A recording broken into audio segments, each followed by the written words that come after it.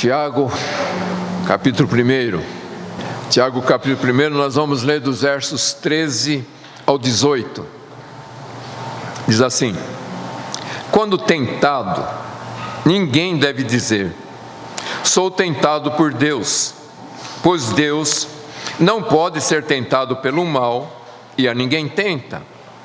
Mas cada um é tentado quando atraído e seduzido por seu próprio desejo. Então o desejo, tendo concebido, dá à luz o pecado, e o pecado, após se consumar, gera a morte. Meus amados irmãos, não vos enganeis.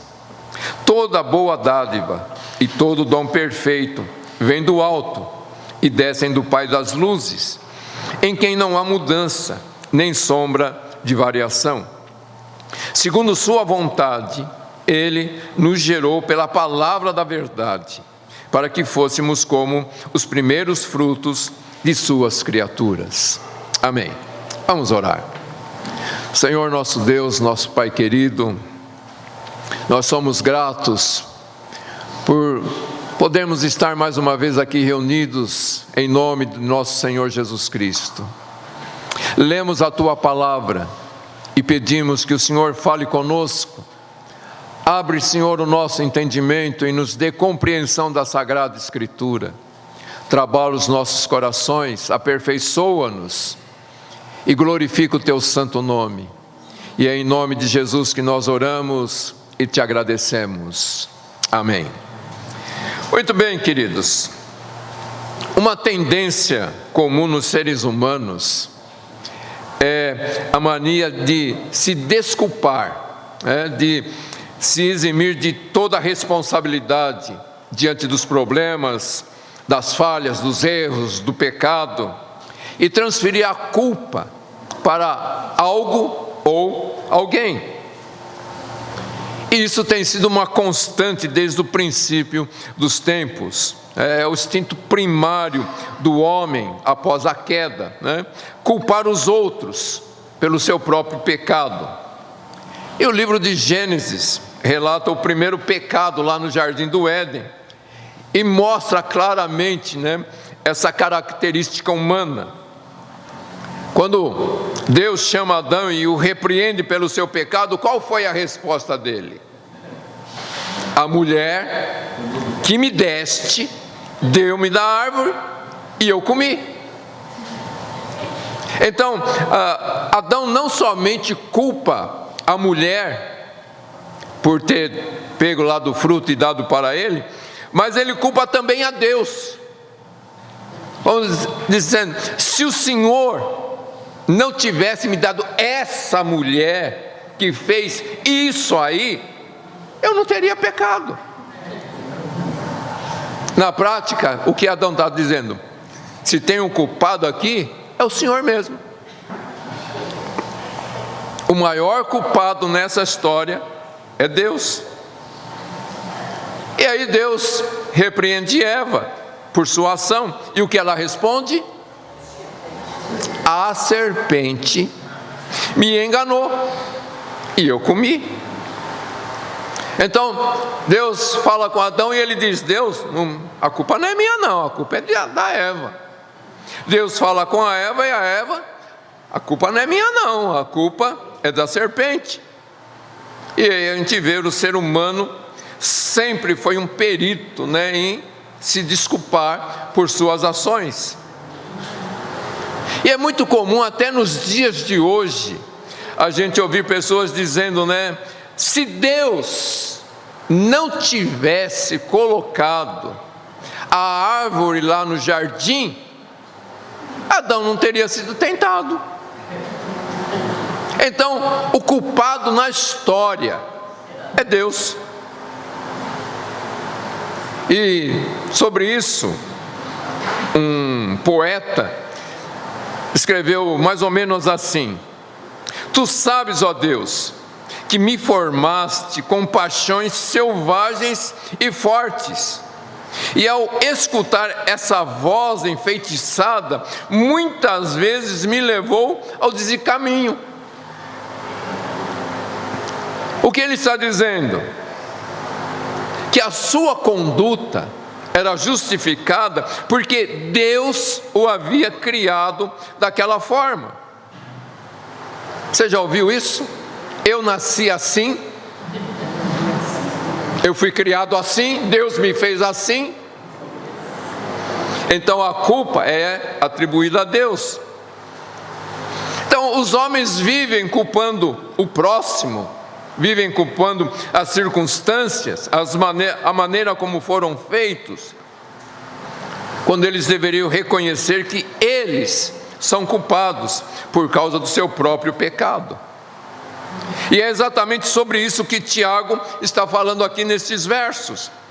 Ele está mostrando a nossa responsabilidade diante de nossas ações, e ao mesmo tempo mostrando o cuidado que nós devemos ter para não sair culpando os outros e, de uma forma mais específica, culpando a Deus. Nós vemos aqui Tiago, ele refuta veementemente esse conceito humano, e ele mostra claramente aqui que para ele, no entender bíblico, o responsável pelo pecado é o próprio desejo mau que está no coração do homem. E para a gente entender aqui o texto, Tiago vai fazer aqui uma transição do que ele vinha falando a princípio, que nós estudamos sobre as provações que nós passamos. No verso 12, que nós já estudamos, Tiago está conectando agora com os versos 13 ao 15, porque ele vai usar a mesma palavra grega, que é traduzida por provação no versículo 12, ela vai aparecer nos versos 13 e 14, sendo traduzida como tentação. É a mesma palavra no grego, mas o significado muda de acordo com o contexto. Então lá no verso 12, ele se refere às provações externas, quando nós somos provados diante de situações que acontecem conosco ou ao nosso derredor. E já no segundo caso, aqui nos versos 13 e 14, está mostrando uma sedução interna, que é uma sedução para o pecado. Então Tiago, de uma forma deliberada, ele usa a mesma palavra para falar sobre as provações e a tentação, e passando de um assunto para o outro. Como nós vimos lá no verso 12, Deus promete bênção para aqueles que perseveram nos momentos de provações. E o que Tiago vai tentar mostrar aqui para a gente agora é que toda provação que nós passamos, todas as provações, cada dificuldade externa, ela traz junto consigo uma tentação ou uma sedução interna para o pecado. Vamos tentar entender isso aqui. Veja, Deus, Ele pode permitir ou até mesmo trazer provações, mas Ele nunca é o autor da tentação. A sedução ao pecado vem da nossa própria natureza pecaminosa e não de Deus, ok? Alguém poderia supor que, já que Deus usa provações para nos fazer crescer, Ele também pode nos tentar a pecar. Por quê? Porque no final, provações frequentemente trazem tentações. Vamos explicar isso aqui. Por exemplo, uma doença, ela pode chegar a nós como uma provação, ok? Mas também ela é uma grande oportunidade para uma tentação de ficarmos amargurados contra Deus. Dá para entender? Então veja, além disso, as próprias tentações, todas as tentações, também são provações. Como, por exemplo, combater pensamentos arrogantes, é uma luta real, ok? Portanto, a provação frequentemente inclui tentação, e a tentação, por sua vez, é uma provação, é um teste espiritual. E por causa dessa ligação tão estreita entre provação e tentação, surge uma pergunta importante: se Deus permite provações, será que Ele também nos tenta a pecar? E a resposta é um não, ok? Por que a gente tem essa certeza? Vamos pensar, por que Deus desejaria que pecássemos? Se seu objetivo imutável é que nos tornemos mais santos, mais justos, mais maduros, íntegros. E a palavra de Deus diz que a intenção de Deus, o propósito de Deus é nos tornar semelhantes ao seu Filho Jesus Cristo. E quando a gente pensa em Jesus, queridos, morrendo lá na cruz do Calvário, por que Jesus morreu na cruz? De uma forma tão cruel. Por quê? Para perdoar os nossos pecados. Cada pecado que nós cometemos foi uma dor causada em Jesus. E aí então surge a pergunta: por que Deus nos levaria a pecar? Se o pecado foi o que causou uma morte tão violenta em seu Filho Jesus Cristo. Então vamos entender, queridos. Embora Deus muitas vezes permite provações, e Ele permite isto para fortalecer a nossa fé, o seu objetivo sempre é a nossa santidade. E Deus jamais agiria de forma contraditória, nos incentivando a pecar. O próprio Jesus nos ensinou que uma casa dividida não subsiste. Então, se Deus tentasse os crentes a pecar, como que Ele poderia alcançar o seu objetivo de ter um povo santo? Seria contraditório imaginar Deus trabalhando simultaneamente para nos santificar e ao mesmo tempo nos levando a pecar. Você pode conceber isso?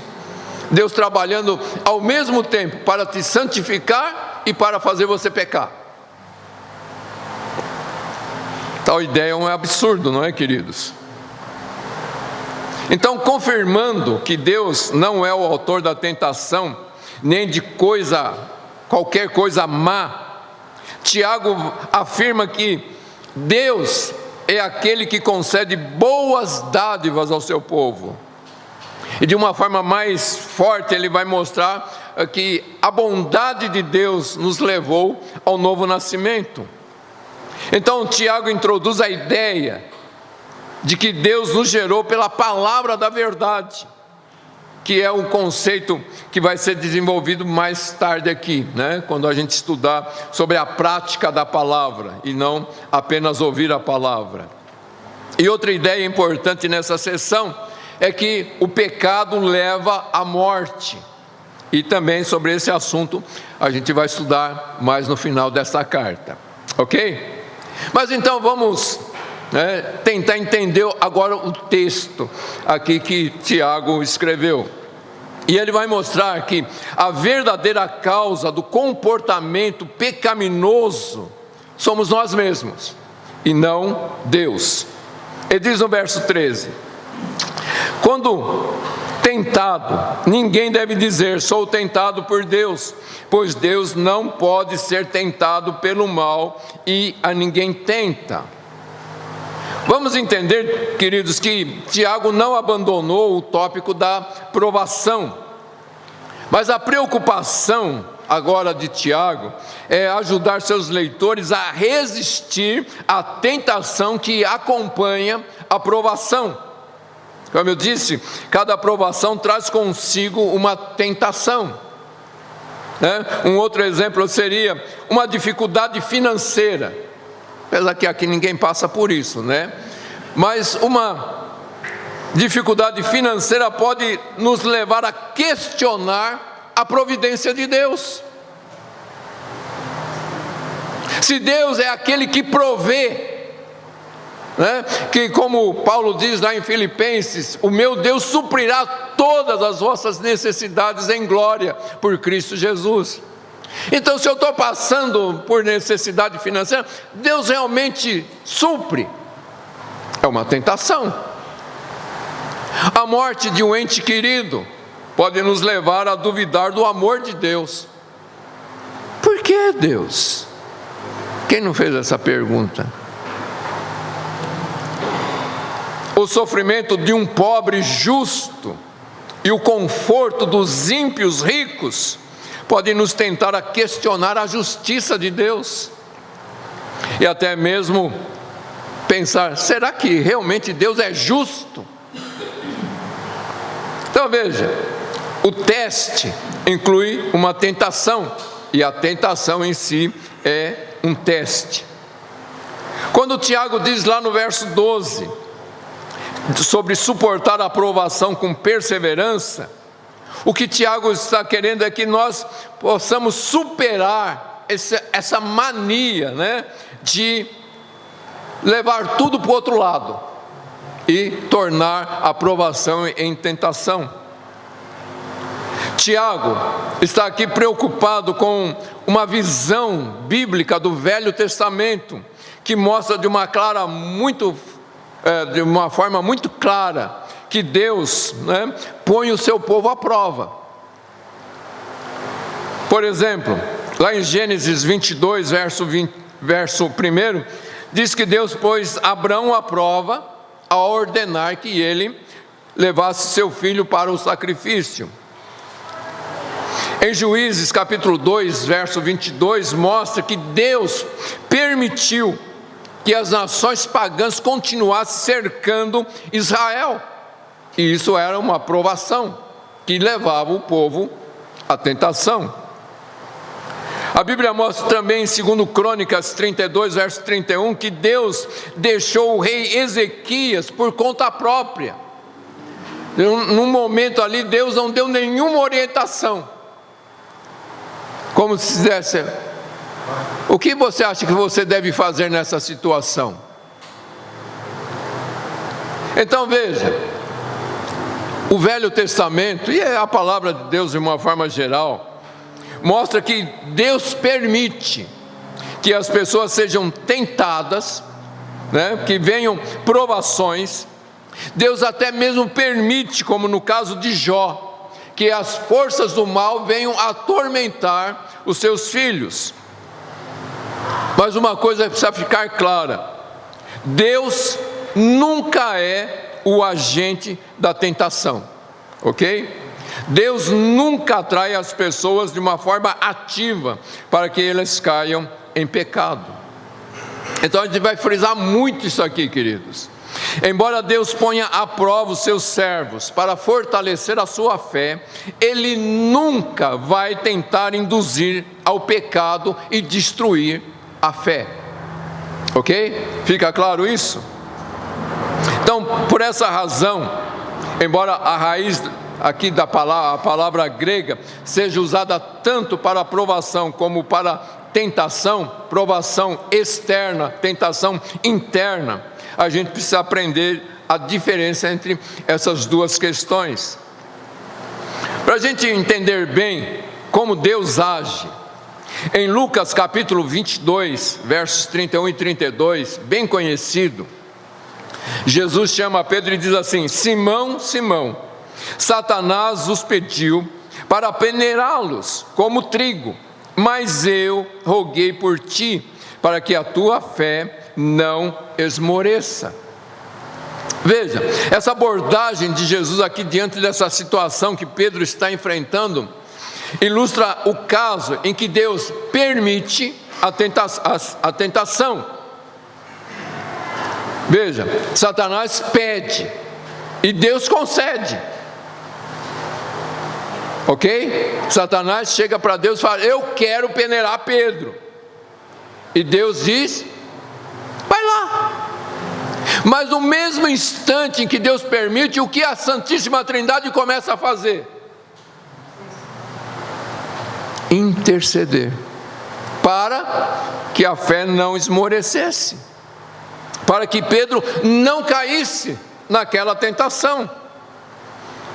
Então veja, Deus, ao mesmo tempo em que Ele permite uma tentação, que Ele traz uma aprovação, ou deixa vir uma aprovação sobre nossas vidas, Ele já intercede por nós. O que a Bíblia diz a respeito de Jesus? Que Ele está sentado à destra de Deus, fazendo o quê? Intercedendo por nós. Ok? E na primeira carta aos Coríntios, capítulo 10, verso 13, mostra o cuidado de Deus para conosco no instante que nós estamos sendo tentados. Diz assim: não veio sobre vós nenhuma tentação que não fosse humana, mas Deus é fiel e não deixará que sejais tentados além do que podeis resistir. Pelo contrário, juntamente com a tentação, providenciará uma saída para que possais suportar. Fica claro isso, queridos? Tiago insiste aqui: Deus não pode ser tentado pelo mal. E de que maneira, queridos, essa impossibilidade de Deus agir de uma forma má, né, pode contribuir para esse argumento que Deus nunca vai nos tentar? Veja, pensando sobre Deus, Deus não apenas não pode nos tentar, mas sequer Deus pode ser tentado a ideia de nos tentar. Isso significa que o mal não exerce qualquer atração sobre Deus. Deus é santo, santo, santo. O mal não pode ser concebido em Deus. Deus é totalmente amor, Deus é totalmente santo, Deus é totalmente bom. Então, essa ideia de Deus induzir alguém ao pecado é repulsiva, é inteiramente incompatível com a natureza de Deus. Esse pensamento de tentar o homem nem passa pela mente do Senhor. Então, se Deus não pode ser tentado pelo mal, logicamente Ele jamais vai tentar alguém a praticar o mal. Então, vamos entender aqui: a tentação é um impulso para pecar, e uma vez que Deus não é suscetível a qualquer desejo mal, Ele não pode ser visto desejando que o mal se realize no homem. Ok? E Tiago vai abrir aqui caminho, para o verso 17, onde ele vai dizer que Deus é pura bondade, e Deus é a fonte de toda bondade. A Bíblia mostra claramente que Deus não pode ser dividido. 1 João capítulo 1, verso 5 diz: Deus é luz, e nele não há treva alguma. Ok? Então, lá no verso 14, Tiago vai dizer: mas cada um é tentado quando atraído e seduzido por seu próprio desejo. E a palavra que Tiago usa aqui, desejo, ela tem o sentido mais típico no Novo Testamento de mostrar um anseio desordenado, um desejo carnal e egoísta, um desejo ilícito. Ok? Embora essa palavra frequentemente ela tenha conotação sexual, o seu sentido mais abrangente inclui qualquer anseio humano por aquilo que Deus proíbe em sua palavra. Ok? Para a gente ter uma ideia maior sobre isto, Pedro vai usar essa mesma palavra na sua primeira carta, capítulo 2, verso 11, onde ele diz assim: amados, exorto-vos como peregrinos estrangeiros a vos absterdes dos desejos carnais que combatem contra a alma. E o apóstolo João, na sua primeira carta, capítulo 2, verso 17, ele diz assim: ora, o mundo passa bem como os seus desejos, mas aquele que faz a vontade de Deus permanece para sempre. Ok?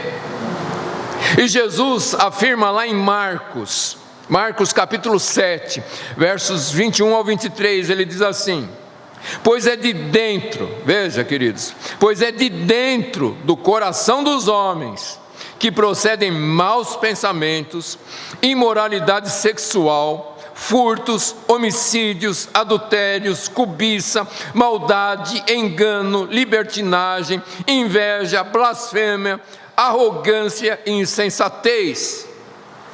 Todas essas coisas más procedem de dentro do homem e o tornam impuro. Você vê que o problema não é externo, o problema é interno, é aquilo que está dentro do coração. E o propósito de Tiago aqui é enfatizar então a responsabilidade de cada um de nós pela tentação e pelo pecado. Então, Tiago, ele vai atribuir o mal não a Deus e nem mesmo a Satanás, mas ao poder sedutor dos desejos humanos. É curioso aqui, queridos, que Tiago nem menciona Satanás nesse momento. Embora o diabo dê assim a contribuição dele, né? E a gente vai ver isso lá no capítulo 4, no verso 7. Mas o ponto central aqui é que o pecado nasce dentro do coração do homem. Ok?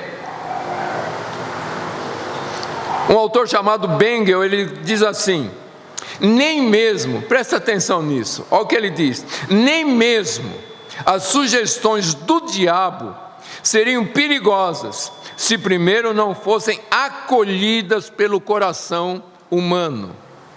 Em outras palavras, o pecado seria impotente se na pessoa não houvesse nada mal ao qual o pecado pudesse apelar. Deu para entender isso, queridos? Então Tiago usa aqui um vocabulário metafórico, né, da pesca. A gente vai entender isso aqui. Tiago vai usar aqui esse modo de dizer usado na pesca para transmitir um modo de operação do mal. Quando ele diz que a tentação surge quando o indivíduo é atraído e seduzido pelo mau desejo. Então veja, quem já foi pescar ou já viu pesca e já ouviu sobre pesca sabe que o que pega o peixe é o anzol. Mas se você puser o anzol lá na água, o peixe não vai. Aí o que você faz para enganar o peixe? Você põe uma isca que chama a atenção.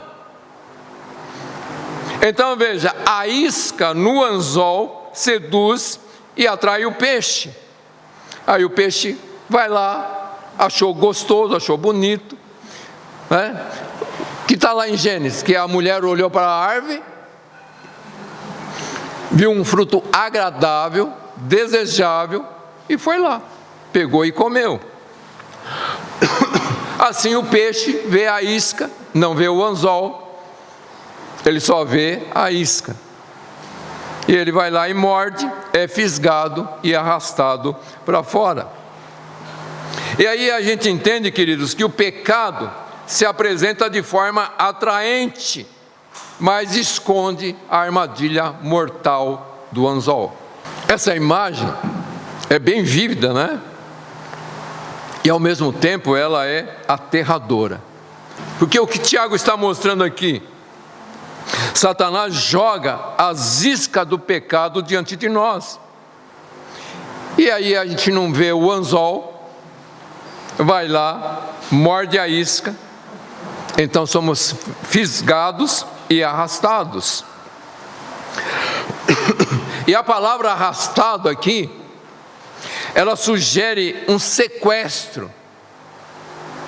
Você já viu em filmes, né, quando alguém vai sequestrar uma criança?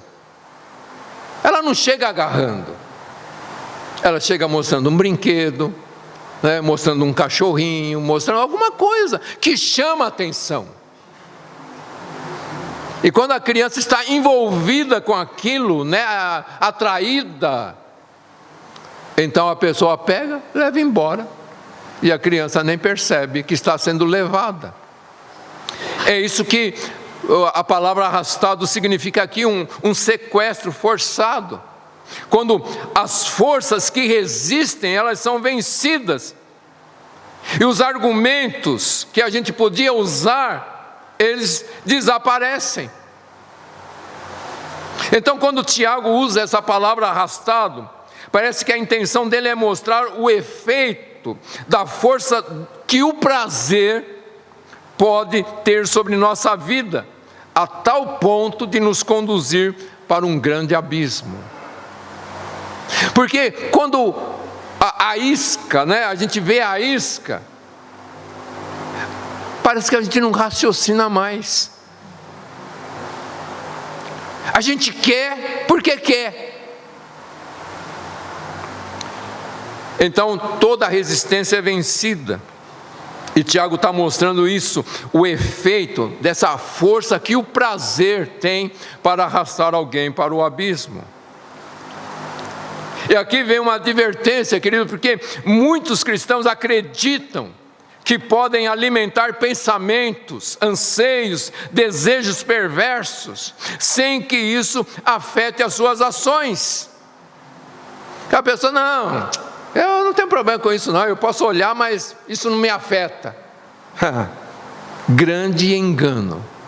É o que Tiago está mostrando aqui, o texto mostra justamente o oposto. A linguagem da pesca, ela mostra esse efeito dominó do pecado. Desejo, pecado e morte. E Tiago está dizendo o quê? Os desejos de pecar vêm de dentro de nós.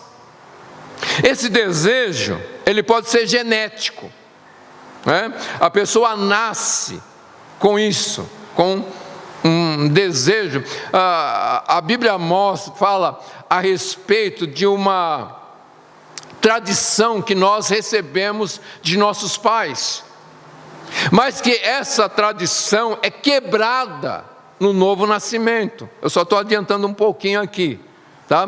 Para explicar que a gente pode sim nascer com um desejo, algo que já é inato no nosso coração, mas também existem desejos que são adquiridos, porque socialmente eles são incutidos em nós.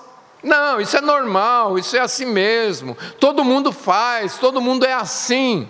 Então a sociedade vai incutindo certas coisas no nosso coração, e isso vai se tornando um desejo. Ok? Dá para entender isso?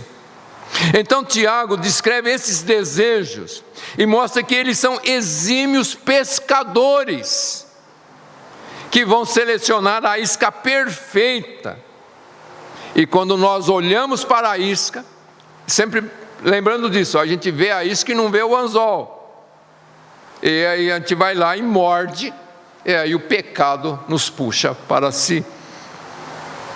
Um filósofo chamado Philon, ele disse o seguinte: não há nada que não se renda à sedução do prazer e seja pego e arrastado em suas redes envolventes. Então veja, ele está dizendo aqui que não há nada que não se renda à sedução.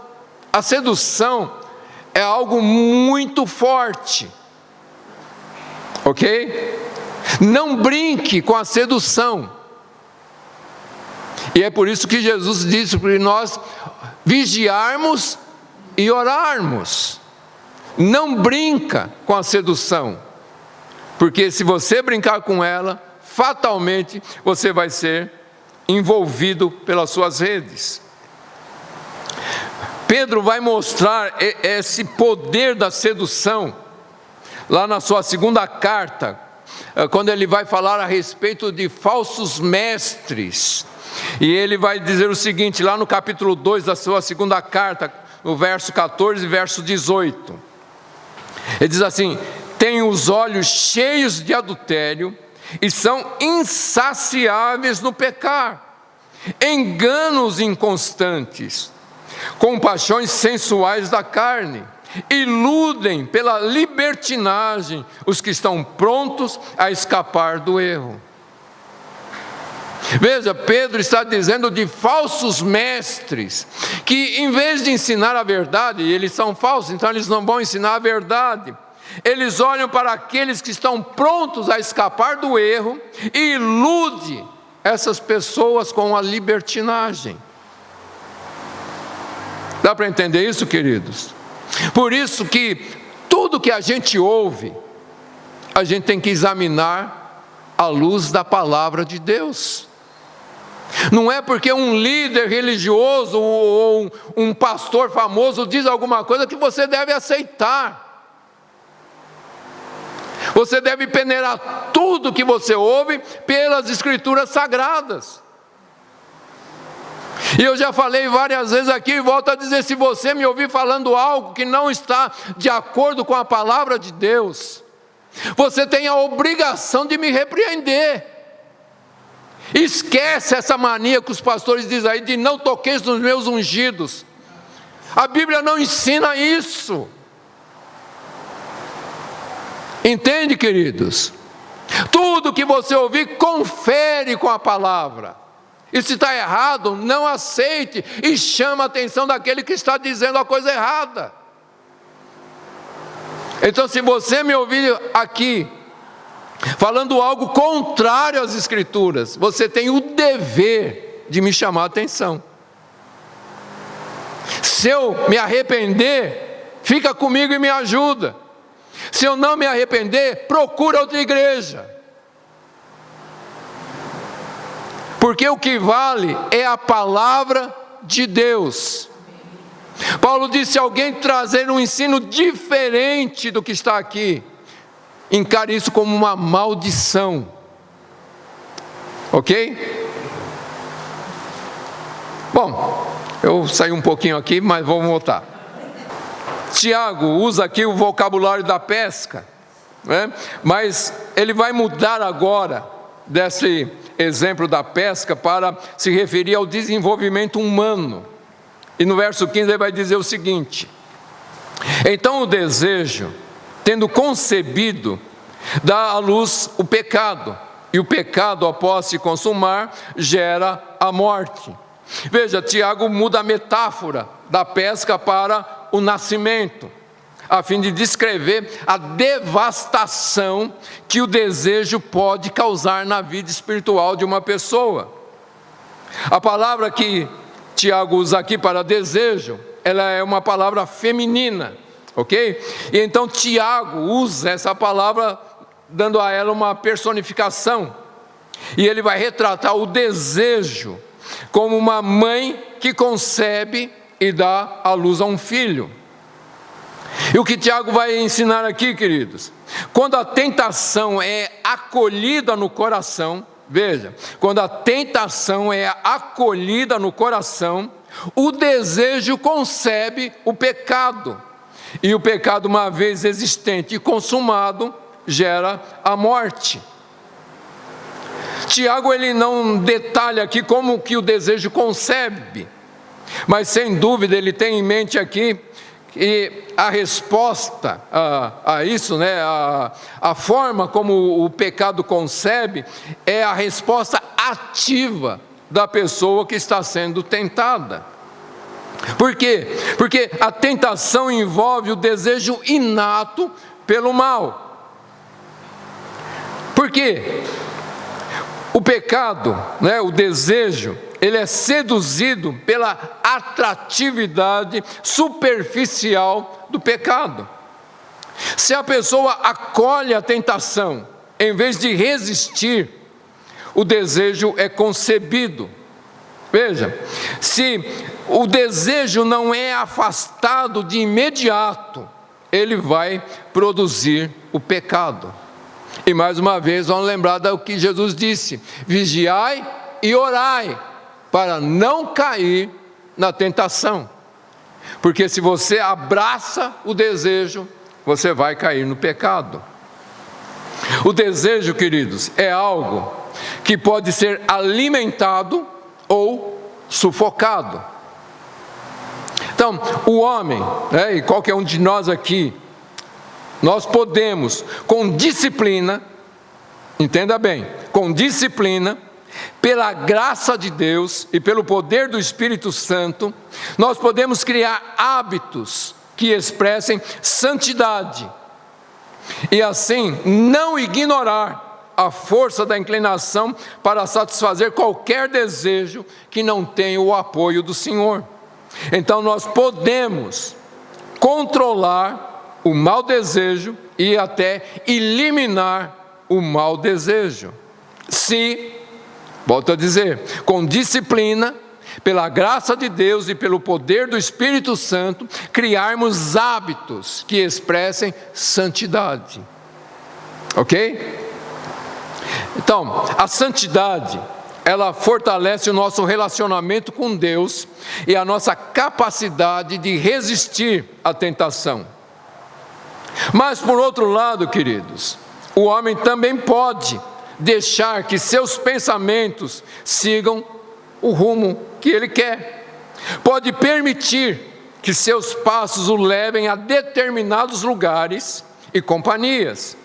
Pode deixar que seus olhos se demorem sobre coisas proibidas, e passa assim a sua vida fomentando o desejo. Veja, você não tem controle sobre o que os seus olhos veem, ok? Mas você tem controle sobre o que os seus olhos se fixam, ok? Então, você vê algo porque está na sua frente, mas você pode parar de olhar, aí está no seu controle. A coisa passar diante dos seus olhos, você não tem controle, mas você parar e ficar olhando, aí já está no seu controle, ok? O pecado pode se mostrar ali na frente, e você pode se ajoelhar aqui e orar, ou você pode caminhar em direção a ele. Você percebe de quem é a decisão? Ok? Tudo bem aí, queridos? Então você pode usar sua mente, seu coração, seus olhos, seus pés, seus lábios, para nutrir, alimentar o desejo errado. Mas por outro lado, você pode se entregar totalmente a Cristo. Você pode se entregar totalmente ao Espírito Santo, para ficar limpo de todos esses desejos maus. Você pode estar de tal modo entregue às coisas boas, que não vai sobrar nem tempo nem lugar para desejos errados. Ok? Então veja, são as mãos ociosas as que Satanás ocupa com maldades. É a mente não ocupada com as coisas de Deus. E é por isso que Paulo vai dizer lá em Colossenses: pensai nas coisas do alto, olhai para as coisas do alto, buscai as coisas do alto. Porque quando a sua mente não está ocupada com as coisas de Deus, Satanás joga desejos no seu coração. E um coração não comprometido com as coisas do Senhor, então estará vulnerável à apelação desses desejos. Então veja, se uma pessoa nutre e estimula o desejo durante um tempo suficientemente prolongado, inevitavelmente a consequência é que esse desejo vai se transformar numa ação que leva a pessoa a pecar contra Deus. Se uma pessoa pensa intensamente sobre algo, insistentemente sobre algo, se ela se permite a ficar cobiçando aquilo por um tempo mais prolongado, então, fatalmente, aquilo vai acontecer. O desejo no coração termina gerando o pecado na ação. E para a gente entender aqui, o pecado, em última análise, é algo que está fora da sintonia com a vontade de Deus. Por isso Paulo vai dizer lá na carta aos Efésios: não sejam insensatos, mas procure entender qual é a perfeita vontade de Deus. E ele vai dizer: e como isso pode acontecer? Como que eu posso não ser insensato? Como que eu posso entender a vontade de Deus? Ele vai dizer: não se embriagando com vinho, no qual há dissolução. E aqui a palavra embriagar com vinho significa se embriagar com qualquer coisa que tire a sua sensatez. Então ele vai dizer: mas enchei-vos do Espírito Santo de Deus. Dá para entender isso, queridos? Se nós não formos cheios do Espírito Santo, nós perdemos essa sintonia com Deus. E então somos seduzidos pelas coisas que não fazem parte da vontade de Deus para as nossas vidas. Agora, vamos entender algo aqui também muito importante, que a tentação em si mesma, ela não é pecado. Ok? Você ser tentado não significa que você já está em pecado. A Bíblia mostra claramente aqui, Tiago nos ensina: só quando o desejo é abraçado, alimentado, é que ele vai conceber. Isto é, quando o desejo tem permissão para produzir fruto, então o pecado vem à existência. E esse ponto é muito importante a gente entender, porque muitos cristãos sinceros podem pensar que a mera experiência da tentação indica a falta de comunhão com Deus. E isso não é verdade.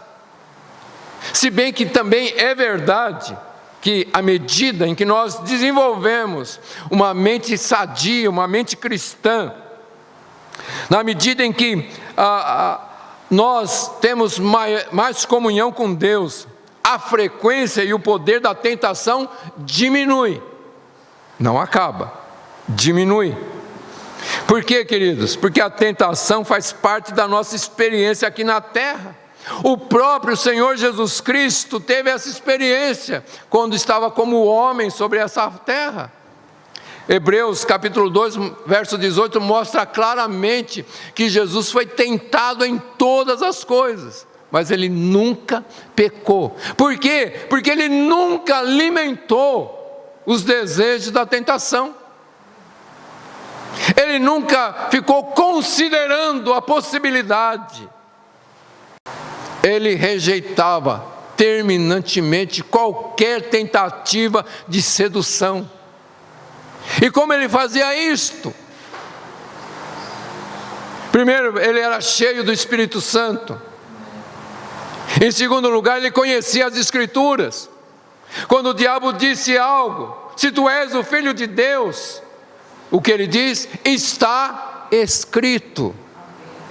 E quando o diabo usa as Escrituras de uma forma errada, ele diz: mas também está escrito.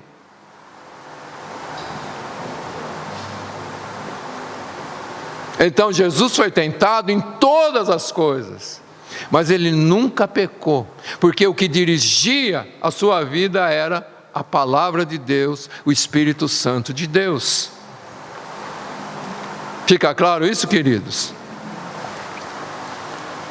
A maturidade cristã não se mede pela ausência da tentação, mas pela resistência à tentação. Essa imagem aqui que Tiago está usando, né? Ela se conecta com a sabedoria de Salomão lá no Velho Testamento. Em Provérbios, a gente não vai ler, mas depois você pode ler do capítulo 5 ao capítulo 9 de Provérbios. Ele vai mostrar como o desejo, né? Ele vai mostrar que o desejo é como uma sedutora que atrai o cristão para uma união adúltera, que traz morte, né? E ele lembra então ali a mulher imoral. E essa figura, né, lá de Provérbios, por exemplo, verso 18 do capítulo 9, mostra a sedução levando seus convidados às profundezas da sepultura. Mas no capítulo 8 de Provérbios, no verso 35, há um contraste aqui, quando a sabedoria dá vida para aqueles que a abraçam. Então veja, são dois momentos, e você tem a opção de qual caminho você vai tomar, ok? Então veja que lá no verso 5, nós estudamos outro dia, Tiago fala sobre a sabedoria. E provavelmente Tiago tem essa imagem de Provérbios na sua mente, né?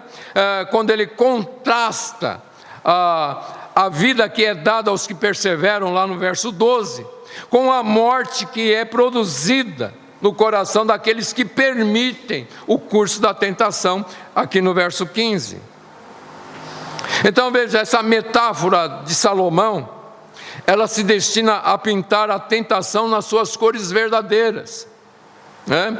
Tiago, ele quer nos advertir os cristãos a respeito do perigo de ceder à tentação em meio às provações.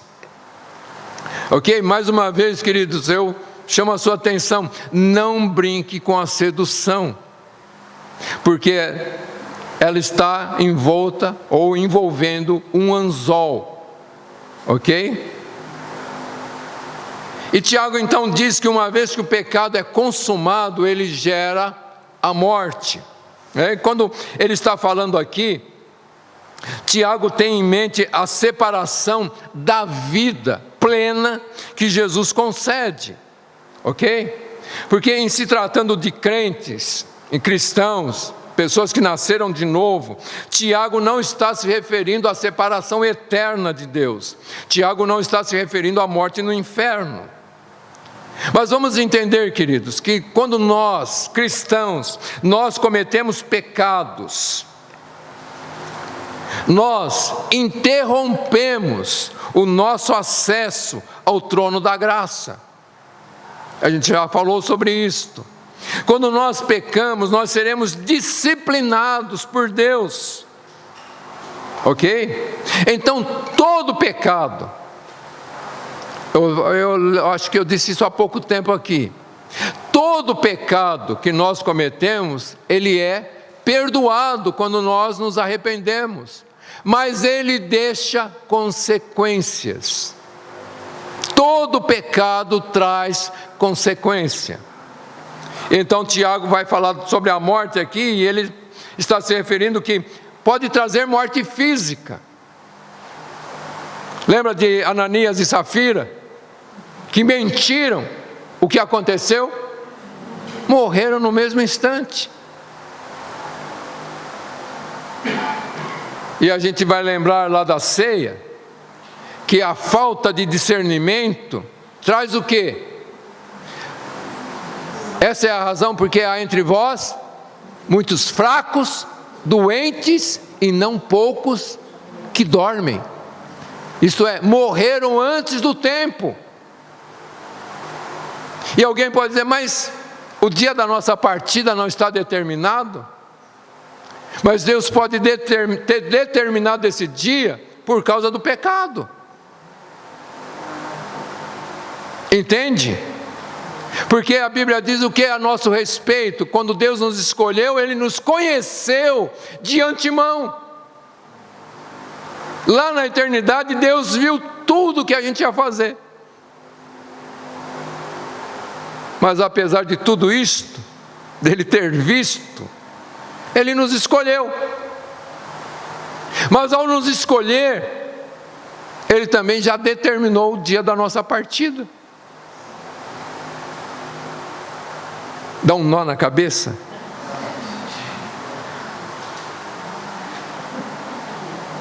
Mas o pecado, queridos, traz essa separação da comunhão com Deus.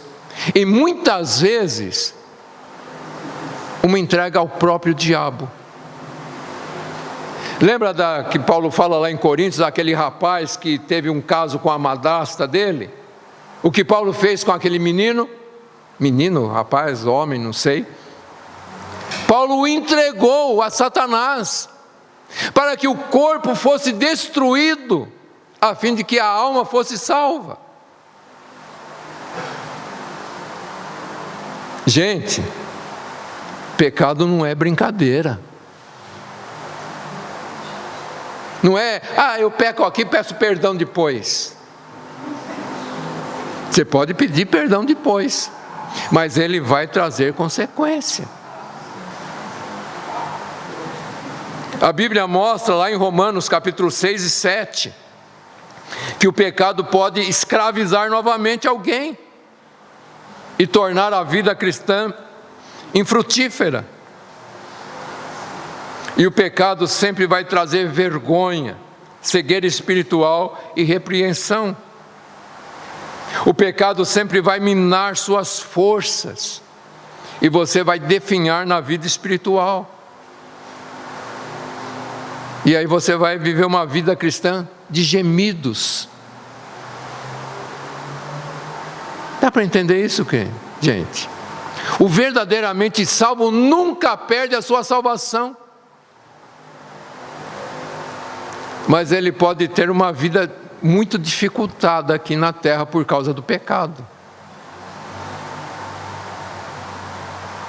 Eu sempre faço uma ilustração. Você pode viajar daqui para o Rio de Janeiro de várias formas. Você pode ir a pé, e vai ser cansativo. Você pode ir de ônibus, melhor que ir a pé.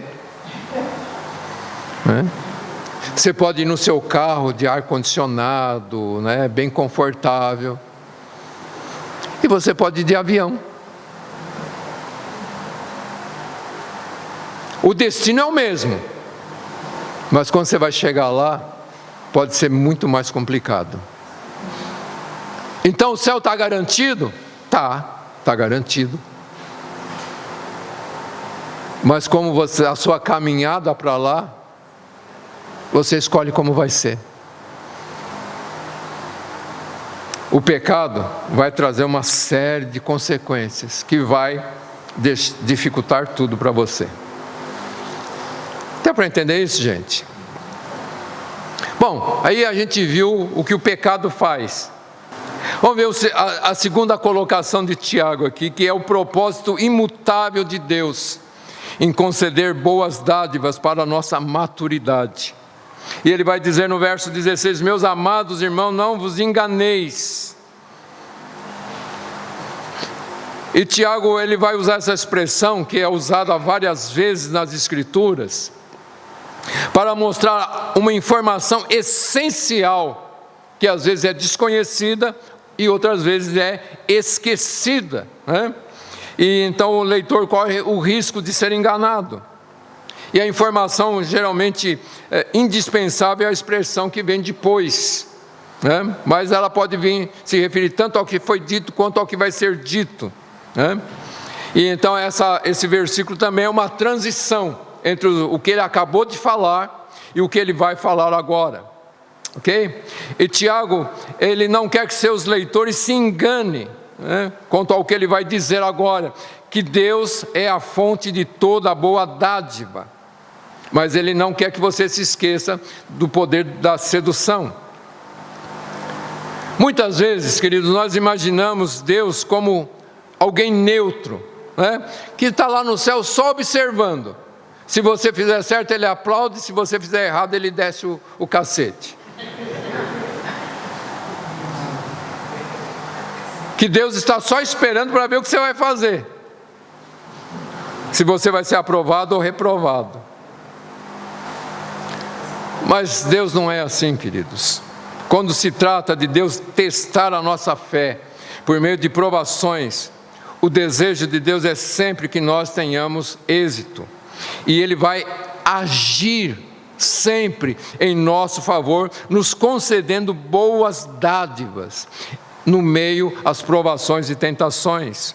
Lá em Gênesis mostra que quando Deus viu, e Deus vê todas as coisas, e Ele viu que Caim estava pensando em matar Abel,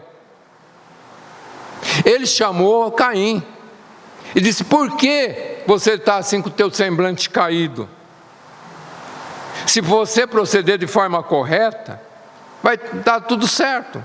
Mas se você não proceder bem, o pecado está à sua porta. O seu desejo, o desejo do pecado, será contra ti, mas cumpre a você dominá-lo. Percebe? Deus falou com Caim antes. Entende isso? Agora veja o que Isaías diz no capítulo 30, nos versos 18, 20 ao 21. Eu vou ler numa outra versão aqui, que é a versão da King James. Diz assim: contudo, Yahvé espera o momento de ser mais uma vez misericordioso e mostrar-vos a sua graça. Ele se ergue para demonstrar-vos toda a sua compaixão, porque Yahvé é Deus de justiça. Como são felizes os que nele depositam confiança e esperança. Agora, o verso 20. Ainda que o Eterno te ofereça o pão da adversidade e a água da aflição, isto é, ainda que Ele permita as provações e tentações, o seu mestre, se referindo ao Espírito Santo, à pessoa de Jesus, ele diz: o seu mestre não tornará a esconder-se. Sim, os teus olhos verão aquele que te instrui. Teus ouvidos escutarão uma palavra atrás de ti. Este é o caminho, segui-o já. Você percebe? Deus permite a provação, Deus permite a tentação, mas no mesmo instante o Espírito Santo está ali juntinho de você, e você vai vê-lo, e você vai ouvir a voz dele, dizendo o caminho que você deve seguir. Dá para entender isso, queridos? Eu lembro de um fato quando eu era pequeno, bem pequeno. Eu não lembro a minha idade, mas devia ser por volta de 7, 8 anos. A minha mãe tinha uma imagem lá uma imagem. E quando eu queria fazer algo errado, eu ia lá e virava a santa para a parede.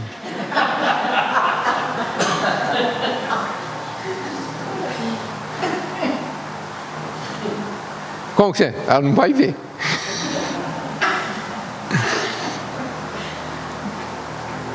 Mas a Bíblia diz aqui que nós sempre vamos ver Jesus,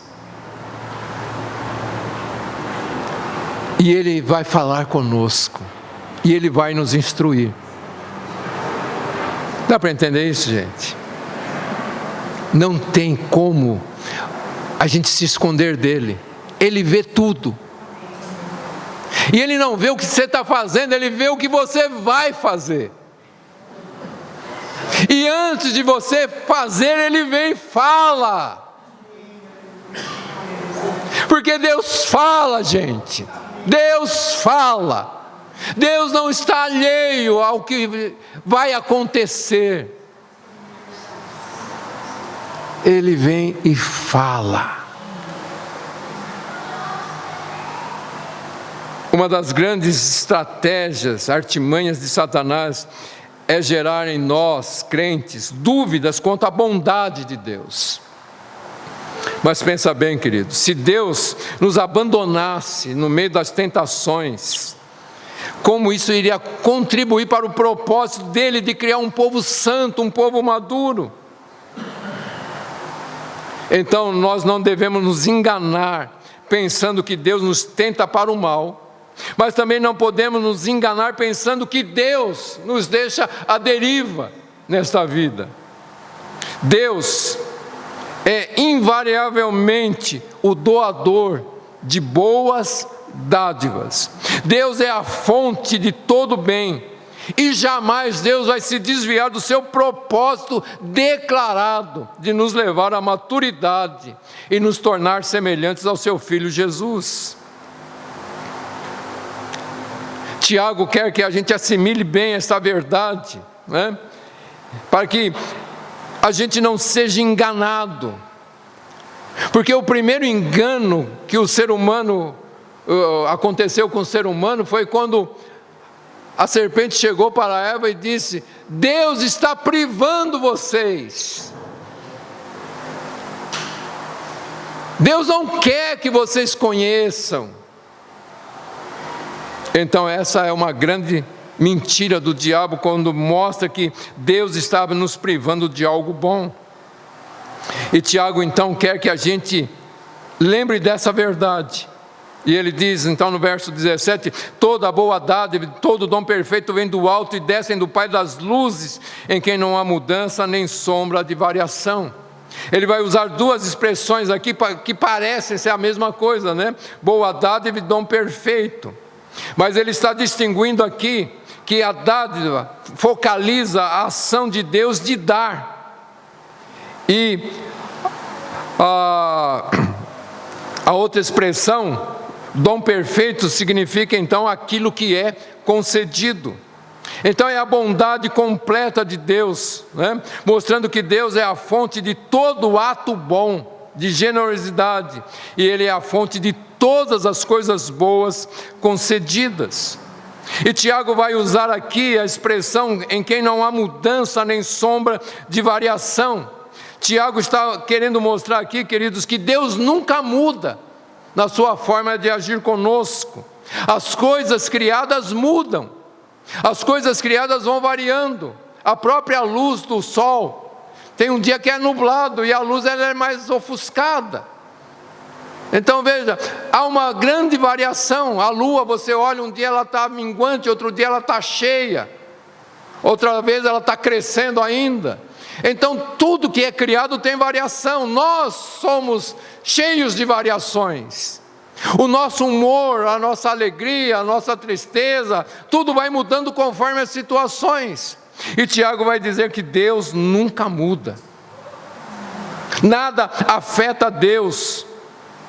Tudo, a criação muda, mas Deus nunca muda, e tudo que vem dele é bom.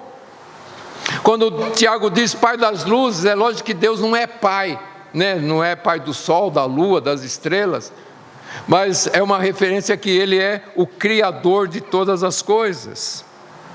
Ok, queridos? Deixa eu correr aqui para a gente terminar. O Salmo 102, versos 25 ao 27 diz assim: desde a antiguidade fundaste a terra, eles perecerão, mas tu permanecerás. Mas tu és o mesmo, e os teus anos não têm fim. Veja, Tiago está usando aqui as palavras do salmista para dizer que Deus nunca muda. E no verso 18, para a gente terminar, Tiago diz: segundo a sua vontade, Ele nos gerou pela palavra da verdade, para que fôssemos como os primeiros frutos das suas criaturas. Então veja, Tiago diz aqui sobre o querer de Deus. Deus quis, e segundo essa sua vontade Ele nos gerou.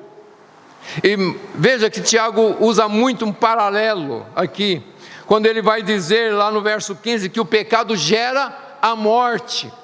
E agora ele vai dizer que Deus nos gerou para a vida. Veja o contraste: Deus nunca vai agir para pecarmos, porque o pecado gera morte e Deus está gerando vida em nossos corações. Então essa expressão pela palavra da verdade também vai remeter lá para Gênesis. Como que Deus criou todas as coisas? Falando a palavra. E como é que Deus gera vida em nós? Falando a palavra. Ok? Fica claro isso, queridos? E Tiago diz que Deus fez isso para que fôssemos como os primeiros frutos das suas criaturas. Quando a gente olha lá para o Velho Testamento a respeito dos primeiros frutos, está falando de a primeira colheita, e essa primeira colheita também era sempre a melhor colheita, e isso era consagrada a Deus porque pertencia a Deus. E Tiago está fazendo esse paralelo, que Deus nos criou, segundo a sua palavra, para que nós fôssemos o melhor sobre a face da terra. Dá para entender isso, gente? Deus quer que o mundo olhe para você e veja em você a melhor criação de Deus. Hoje o mundo olha para nós e vê o quê? Olha o estrago que o pecado está fazendo na igreja. Deus nos criou para que nós fôssemos o melhor de toda a sua criação. Então, concluindo, queridos, Tiago nos ensina verdades fundamentais. O pecado não vem de Deus, o pecado vem do nosso próprio coração. A tentação nasce de desejos desordenados, que, se alimentados, produzem pecado e morte. Em segundo lugar, ele diz que Deus é perfeitamente bom. Ele não é a fonte de tentação, mas o doador de toda a boa dádiva. E o seu propósito imutável é produzir em nós vida, e vida em abundante, vida em santidade, vida em maturidade. O pecado gera morte, mas Deus, por sua graça, gera em nós, pela sua palavra, a própria vida dele em nós. E diante disso, queridos, fica evidente que a bondade de Deus não é um atributo distante e uma teoria teológica, mas a bondade de Deus se manifesta de forma concreta em tudo aquilo que Deus faz por nós. Mesmo quando estamos em meio a provações e cercado por tentações, Deus, nosso Pai, continua derramando sua graça sobre nós, suas boas dádivas e todo dom perfeito. Deus nunca nos abandona à sedução do pecado, mas nos sustenta com a sua fidelidade imutável. E por isso nós podemos afirmar junto com Tiago: a bondade de Deus não é incerta, não é instável, ela é a própria rocha na qual nós permanecemos firmes até o último dia. Amém, queridos? Deu para entender? Deus é sempre bom. Deus é bom o tempo todo, em todo o tempo. Deus é bom. Amém? Amém, queridos. Curve por um instante a sua cabeça. E diante de tudo o que nós estudamos, talvez você precise corrigir algumas ideias. Então, diante do Senhor, peça que o Espírito Santo te ensine. Peça que o Espírito Santo te dê sensibilidade para ouvir a voz do Senhor te dizendo qual o caminho que você deve escolher, qual a atitude que você deve ter, qual a palavra que você deve falar. Que o Espírito Santo possa te orientar os desejos que você tem que eliminar da sua mente, as coisas que você tem que fazer morrer dentro do seu coração. Como Paulo diz: fazei morrer a vossa velha natureza. Peça que o Espírito Santo te dê sensibilidade para ouvir a voz do Senhor, a voz desse Deus amoroso, a voz desse Deus que está pronto a derramar boas dádivas, dons perfeitos sobre você, para que você não seja seduzido, para que você não caia em pecado, para que você não tenha que sofrer as consequências do pecado.